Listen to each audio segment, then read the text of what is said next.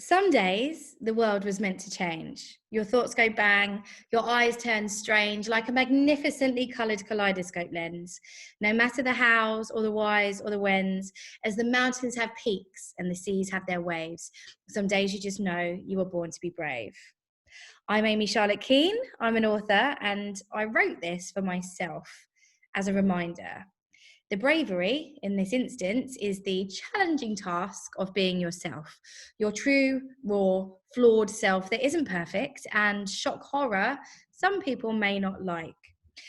Which is particularly tough given that women generally need to be likable in order to succeed. When I wrote The Little Girl Who Gave Zero Fucks, now a #1 bestseller and feminist handbook for women and men all over the world, I was going through a hard time. It was a few years ago. I was living in Singapore.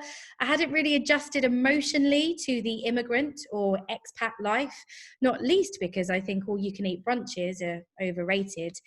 I was aging, as you know, most people generally do, but as an unmarried, childless woman, that comes with its judgments. And also, I was working in an organization with a problematic culture.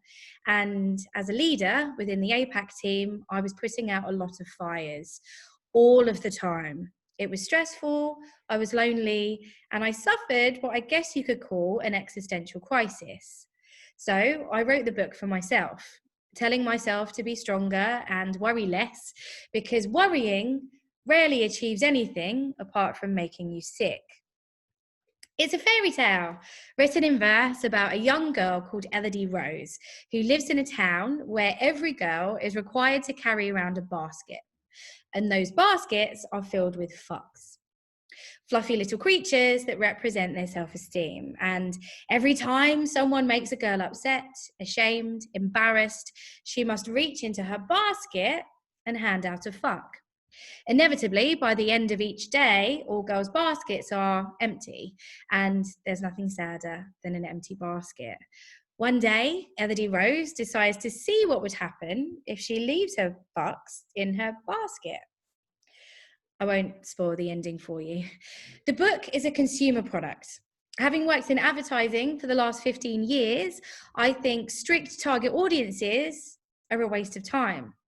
It always offended me, for example, that Diet Coke was aimed almost exclusively at young women. So my preferred approach is you make a good product, you have a rough idea of who might like it, you put it out there, you see who it resonates with, and then you go after lookalikes and focus on advocacy. It's definitely a digital mindset. One of the nicest surprises was that lots of men bought the book.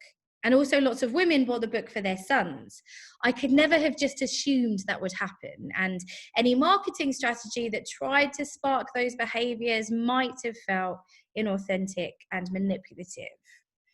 And what I found after the book was released, from the customers I spoke to and the stories people told me, unsurprisingly, people buy the book because they need to, or someone in their life needs it. Whenever I do events or signings, or even in social media, people always tell me who they're buying it for and why. And when I sign books, they always want a really personal, specific message related to what they or that recipient is going through. I believe there's a responsibility that comes with this. There's an element of vulnerability and hope in buying The Little Girl Who Gave Zero Fucks that I have to be sensitive towards and mindful of. So whenever I talk about this book, my consumer product, it's really, really important for me to tell the truth. It's important that I don't bullshit or get carried away with my own ego, and to attempt, wherever possible, to be a voice of reason that people can trust. Which is why when I worked with influencers to promote the book, an honesty in them, an integrity and a rawness, a total transparency about their flaws was so essential. And this, of course, is a bit of a dodgy area when it comes to influencer behavior, because some isn't honest. We know it. We know Instagram lives are filtered. Take Ashley Beeman from New River, Arizona, who had just over 30,000 followers.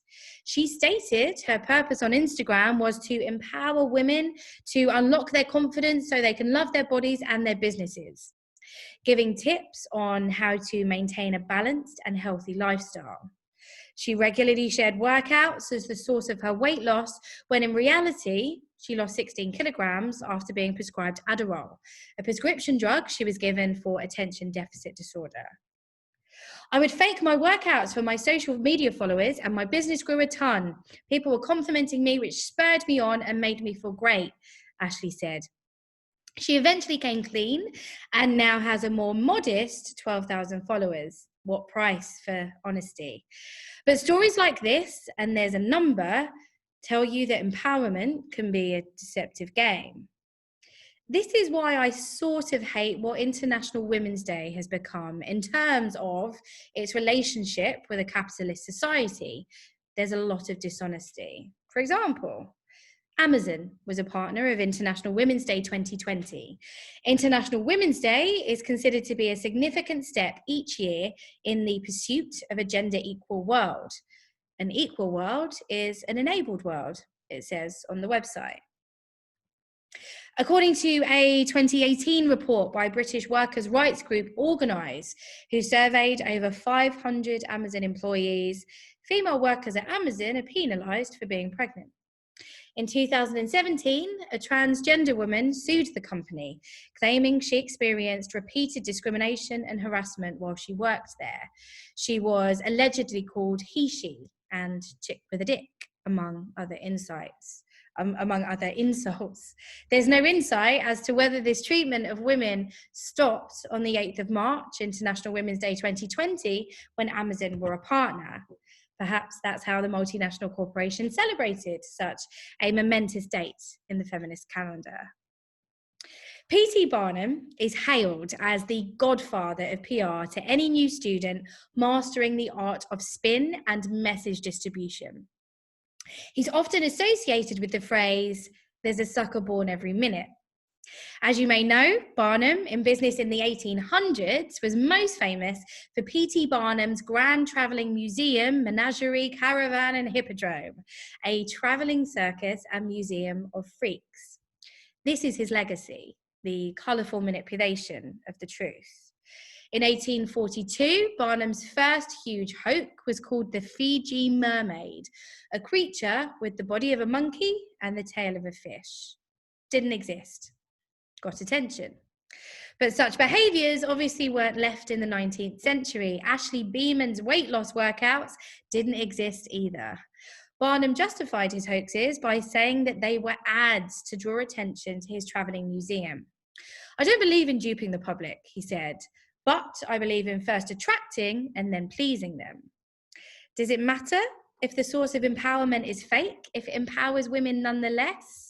Yes, of course it matters. And that women are spun with fake workouts and Jamila Jamil's nemesis, detox tea, and hair growth gummies and so on, is something you must be aware of when promoting a product that's built on feminism. If you want to push a product that promotes equality using influencers and traditional PR tactics, I believe you need to take it seriously and go through the following process: the truth, the interpretation of the truth, and the new truth. So first of all, the truth. And we've covered this already, but you need to ensure your product is as real and as open to scrutiny as possible. I have hung my reputation on the little girl who gave zero fucks. It's everything I believe in. It covers serious topics I know, like mental health, sexual harassment, eating disorders, and bullying. It is inclusive of girls of colour, girls of different religions, and disabled girls. My illustrator, Jem Milton, is a non-binary artist from Glasgow who schooled me a great deal during the process on how to not be a white feminist, contributing to the unhelpful tropes and narratives that many white women have perpetuated over many centuries. Sometimes it was an uncomfortable education process, but it was non-negotiable. The book is tongue-in-cheek and sarcastic sometimes, playing with cliched phrases as a parody of the fairy tale. but it is as true as I can possibly make it. Next, and the important part when it comes to influence, is the interpretation of the truth. You have to let the people you work with live with the product, understand the product, talk about their own interpretation of the product and what it means to them. Obviously, anyone can talk about it. I have no say in that. The writer Andrew Doyle was recently on Joe Rogan's podcast discussing how he hates the little girl who gave 0 fucks. But with the influencers I targeted, they also had to reflect this openness. Stormy Sunday, seen here, Natalie Lee, is an inspiration. She's unapologetically herself, a 40-year-old, stunningly beautiful businesswoman who has an amazing ritual in Friday Finger, when she puts a finger up to a society filled with bollocksy, unattainable ideals. I shared the book with her, she read it out, said why she loved it, and it went to #1. Annie Rideau could not be more honest about the ups and downs of being a freelance mum. Lauren Spearman, who some of you will also know as the head of brand advocacy for Made.com, is refreshingly honest about her life, her loves, and her anxieties. When both Annie and Lauren featured the book on their accounts and what 0 fucks means to them, the book shot back into the top 10. I've had the same approach with my new poetry collection, House of Weeds. It's a book about neurodiversity and a number of individuals who lived in safe houses in Peckham who were shunned by society for being different. Whilst it's true as I can possibly make it, I have to let reviewers in social media share their interpretation of the truth and neurodiversity, whether I like it or not. And finally, the new truth. I believe good modern brands are malleable. Yes, of course, they should have conviction, but the fundamentals of PR shouldn't have changed. There is a message, the receipt of that message, and the public's feedback to the message to consider. The reactions of an influencer's community are just as important as the influencer's message. So listen. You need to be willing to listen to people. Otherwise, why the hell are you operating in social media? For example, the book was never intended for very young children. But when I saw comments on micro-influencers posts that people were intending to buy the book for their 4, 5, 6, 7-year-old daughters, I was pretty enthused. Society is actually a lot more progressive than I thought. And now I understand that lots of people realize fuck, a collection of 4 letters that can mean as much or as little as we want, is far less damaging than common words such as fat, ugly, stupid, and weird. My hope has always been that young girls will grow up swearing as powerful acts of defiance. Who on earth has the right to tell women what they can and cannot say? But that these same young girls think more about the dangerous language they use when they're judging and criticizing others.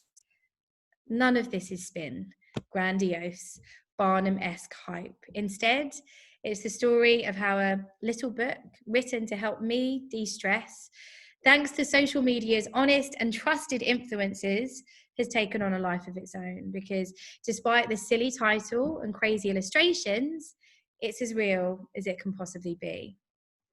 Thank you. And please, please, please, please ask me questions by tweeting me on Keynote 81.